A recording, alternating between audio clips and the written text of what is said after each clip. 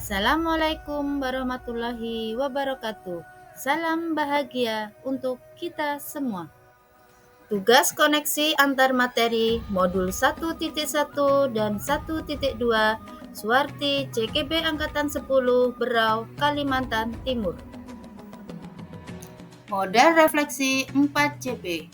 Yang pertama, peristiwa. Kedua, perasaan. Ketiga, pembelajaran. Keempat, penerapan. Peristiwa. Momen yang paling penting dan menantang bagi saya setelah mempelajari modul 1.1. Pertama, saya memahami bahwa pembelajaran sebenarnya adalah berpihak pada murid dan guru bertindak sebagai among yang berperan menuntun serta berhamba kepada murid. Kedua, mendidik tidak hanya mengajar, tetapi juga penumbuhan budi pekerti pada murid. Momen yang paling penting dan menantang bagi saya setelah mempelajari modul 1.2. Yang pertama, saya harus mampu mengimplementasikan nilai dan peran guru penggerak sebagai pemimpin pembelajaran dan menciptakan profil pelajar Pancasila.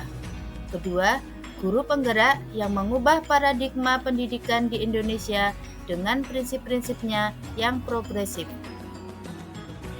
Kaitan antara modul 1.1 dan modul 1.2, yaitu filosofi Ki Hajar Dewantara bahwa pendidikan yang menghamba pada anak, sehingga peran guru sebagai pemimpin pembelajaran harus berpihak pada murid. Perasaan. Saya merasa bersyukur dan bertanggung jawab karena memiliki kesempatan untuk membawa perubahan positif dalam dunia pendidikan. Peran ini memberi saya rasa puas dan bangga karena saya dapat memengaruhi dan menginspirasi siswa serta rekan guru lainnya. Namun, di sisi lain, menjadi seorang guru penggerak juga memiliki tantangan, terutama dalam menemukan solusi untuk masalah-masalah yang kompleks dalam sistem pendidikan dan memastikan bahwa setiap siswa mendapat dukungan yang mereka perlukan. Meskipun demikian, kesempatan untuk melihat perkembangan dan pertumbuhan siswa serta dampak positif yang saya buat memberi saya energi dan motivasi untuk terus melangkah maju dalam peran ini. Pembelajaran. Sebelum momen itu terjadi, saya berpikir bahwa murid adalah objek di mana murid harus duduk diam, mendengarkan, dan guru sebagai pusat pembelajaran tanpa memperdulikan penanaman nilai-nilai karakter siswa. Sekarang saya berpikir bahwa murid adalah subjek pembelajaran. Guru menjadi pemimpin pembelajaran yang berpihak kepada murid dengan selalu berinovasi agar pembelajaran lebih menyenangkan dan bermakna. Penerapan. Yang pertama, berpihak pada murid dengan bersifat among atau menuntun adalah pendekatan pembelajaran yang menempatkan kepentingan siswa sebagai prioritas. Pendekatan ini melibatkan guru sebagai fasilitator yang aktif membimbing siswa dalam membangun pemahaman dan keterampilan. Guru memberikan arahan dan dukungan yang sesuai namun tetap memungkinkan siswa untuk mengambil inisiatif dalam pembelajaran mereka. Hal ini sesuai dengan filosofi Ki Hajar Dewantara yang mengutamakan penghormatan terhadap martabat dan hak-hak siswa dalam pendidikan. Yang kedua, lebih inovatif. Menciptakan hal baru dan berani berkarya adalah tentang memiliki kemampuan untuk menghasilkan ide-ide baru, solusi kreatif, dan karya-karya orisinal. Ini melibatkan kemampuan untuk berpikir di luar kotak, mencoba hal-hal baru, dan tidak takut untuk menghadapi tantangan.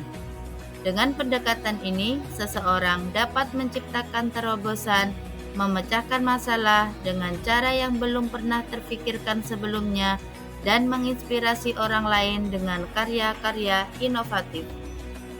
Ketiga, Reflektif, berpikir terbuka dan bertanya pada diri adalah tentang kemampuan untuk secara kritis memeriksa dan mengevaluasi pemikiran, keyakinan, dan tindakan kita sendiri.